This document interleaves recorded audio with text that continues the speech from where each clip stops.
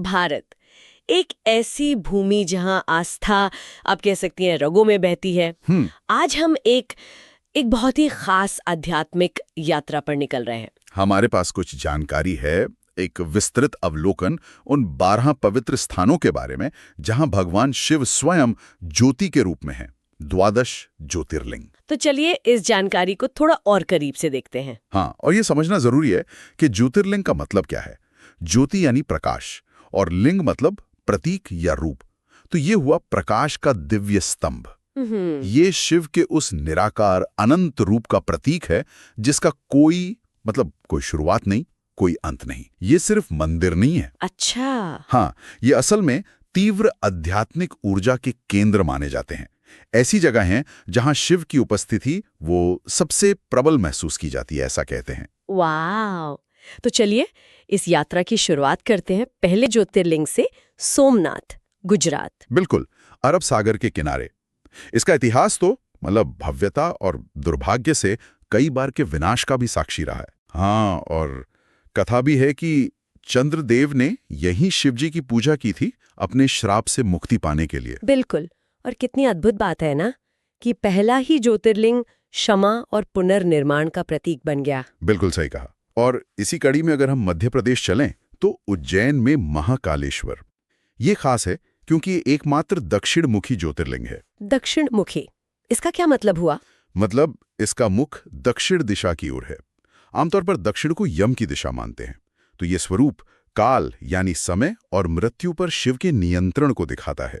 और यहाँ की भस्म आरती तो बहुत प्रसिद्ध है। हाँ, मैंने सुना है उसके बारे में, वो जिसमें चिता की राख से अभिषेक होता है। जी हाँ, वही। वो जीवन मृत्यु के चक्र से परे शिव के वैराग्य और उनके प्रभुत्व का प्रतीक है। एक बहुत गहरा मतलब है उसका। वाकई। अच्छा, फिर अगर हम उत्तर की ओर जाएं तो हिमालय में केदारनाथ, वहां पहुंचना तो काफी कठिन सुना है। क्या कहते हैं, तीव्र बना देती है। हो सकता है। और फिर काशी विश्वनाथ, वाराणसी, उसे तो मोक्ष की नगरी कहते हैं। बिल्कुल। ऐसी मान्यता है कि यहाँ जिसके प्राण निकलते हैं उसे सीधे शिवलोक मिलता है। शिवजी का अत्यंत प्रिय स्थान माना जाता है ये। जीवन और मृत्यु जैसे वहाँ साथ साथ चलते हैं। और दक्षिण भारत में तमिलनाडु में रामेश्वरम। हाँ, रामेश्वरम। इस ज्योतिर्लिंग की कहानी भगवान राम से जुड़ी है। कहते हैं लंका विजय से पहले उन्होंने यहाँ शिव जी की पूजा के लिए लिंग स्थापित किया था।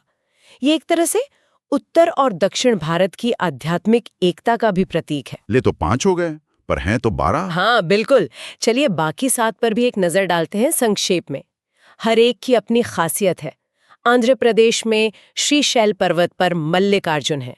इसे दक्षिण का कैलाश भी कहते हैं। अच्छा, हाँ। और यहाँ शिव मल्लिकार्जुन और पार्वती जी भ्रमरांबा दोनों की पूजा होती है। तो ये शिव शक्ति का संगम स्थल है। और मध्य प्रदेश में एक और भी है ना? हाँ, नर्मदा नदी के एक द्वीप पर ओमकारेश्वर। कमाल की बात यह है कि उस जगह का आकार ही पवित्र ओम जैसा है। अरे वाह! हाँ, तो वो अपने आप में एक शक्तिशाली प्रतीक है। वहां ओमकारेश्वर और ममलेश्वर 2 रूपों में पूजा होती है। फिर महाराष्ट्र में भी है, सह्याद्री की पहाड़ियों में भीमा शंकर। मान्यता है कि शिवजी ने यहीं राक्षस भीम का वध किया था। ये जगह घने जंगलों के बीच है। और नासिक के पास त्र्यंबकेश्वर, उसका भी अपना खास महत्व है शायद। निश्चित रूप से। एक तो पवित्र गोदावरी नदी वहीं से निकलती है और दूसरे वहां का जो लिंग है उसमें ब्रह्मा, विष्णु और महेश तीनों देवों का वास माना जाता है। इसीलिए उसे त्रिदेव लिंग कहते हैं। त्रिदेव लिंग मतलब सृष्टि, पालन और संहार, तीनों शक्तियां एक ही जगह। हाँ बिल्कुल, एक तरह से इन तीनों शक्तियों का एकाकार रूप है। फिर झारखंड में वैद्यनाथ धाम है, देवघर में। वो रावण की कहानी से जुड़ा है। कहते हैं शिव यहाँ वैद्य यानी डॉक्टर के रूप में प्रकट हुए थे। तो ये आरोग्य का भी प्रतीक है। अच्छा, और आखिरी 2? गुजरात में द्वारका के पास नागेश्वर है।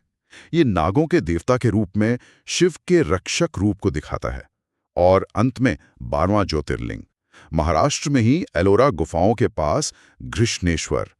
ये शिव की अपनी भक्त के प्रति जो करुणा और वात्सल्य है उसका प्रतीक माना जाता है। ये तो कमाल है।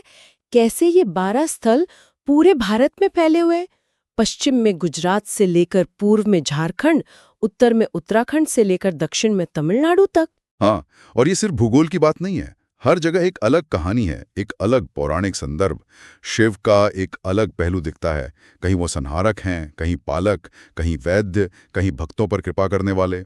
ये दिखाता है कि कैसे आस्था, इतिहास, भूगोल और जो स्थानीय कथाएं हैं, वो सब मिलकर एक बहुत बड़ा आध्यात्मिक नक्शा बनाती हैं। तो सार यही है कि 12 स्थान हैं, 12 रूप हैं, पर तत्व एक ही है, शिव। उनकी वो अनंत और हर जगह मौजूद चेतना।